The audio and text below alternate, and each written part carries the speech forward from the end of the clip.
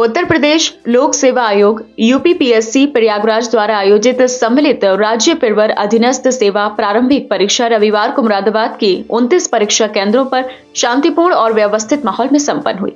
परीक्षा 2 पालियों में आयोजित की गई। पहली पाली सुबह 9:30 बजे से 11:30 बजे तक, दूसरी पाली दोपहर 2:30 बजे से 4:30 बजे तक चली। इस परीक्षा में कुल 12,864 परीक्षार्थियों ने भाग लिया। प्रशासन ने परीक्षा के सुचारू संचालन के लिए पुख्ता प्रबंध किए थे। परीक्षा केंद्रों पर सुरक्षा के कड़े इंतजाम किए गए, जिसमें सेक्टर मजिस्ट्रेट, स्टेटिक मजिस्ट्रेट और भारी पुलिस बल की तैनाती शामिल थी।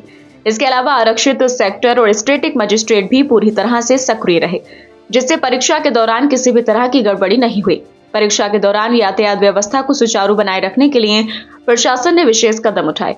परीक्षा केंद्रों के पास वाहनों की पार्किंग के लिए समुचित व्यवस्था की गई, जिससे परीक्षार्थियों और उनके परिजनों को किसी प्रकार की परेशानी का सामना नहीं करना पड़ा। अधिकारियों ने यह सुनिश्चित किया कि परीक्षा केंद्रों तक आवागमन सुगम और व्यवस्थित रहे। परीक्षा संपन्न होने के बाद परीक्षार्थियों ने प्रशासन की व्यवस्था की सराहना की। उन्होंने बताया कि परीक्षा केंद्रों पर सभी सुविधाएं दुरुस्त थी और परीक्षा शांतिपूर्ण वातावरण में संपन्न हुई। किसी प्रकार की अव्यवस्था या असुविधा का सामना नहीं करना पड़ा। परीक्षा से पहले अधिकारियों ने परीक्षार्थियों से अपील की थी कि वे समय से परीक्षा केंद्र पहुंचें और परीक्षा में निष्पक्षता बनाए रखें। प्रशासन की सख्ती और बेहतर प्रबंधन ने यह सुनिश्चित किया कि परीक्षा पूरी तरह से निष्पक्ष और शांति से संपन्न हो सके। यूपीपीसीएस का पेपर तो मेरा पहला अटेम्प्ट था और ये जो था थोड़ा मॉडरेट से टफ टाइप था और लेंथी पेपर था। अच्छा, कैसी तैयारी थी? तैयारी ठीक थी। कैसी उम्मीद है रिजल्ट? अब रिजल्ट वो तो आंसर मिलाने पे भी पता चलेगा, ऐसे तो कैसे कैसे। टोटल ठीक रहा सब? हाँ, ठीक ही रहा। पेपर सही था, एवरेज था और मतलब जो प्रधानमंत्री ने योजनाएं चलाई हैं उससे ज़्यादा काफ़ी रिलेटेड क्वेश्चन थे। इस बार का पेपर सही था। सही था। हाँ। तैयारी आपने कैसे की? हाँ, एकदम अच्छा था, मतलब दिल खुश हो गया इस बार। अच्छा। हाँ। आपका पहली बार पेपर? हाँ, पहला मैं सेकेंड अटेम्प्ट है मेरा। सेकंड हुआ है आपने। क्या उम्मीद आ रहा है आपको?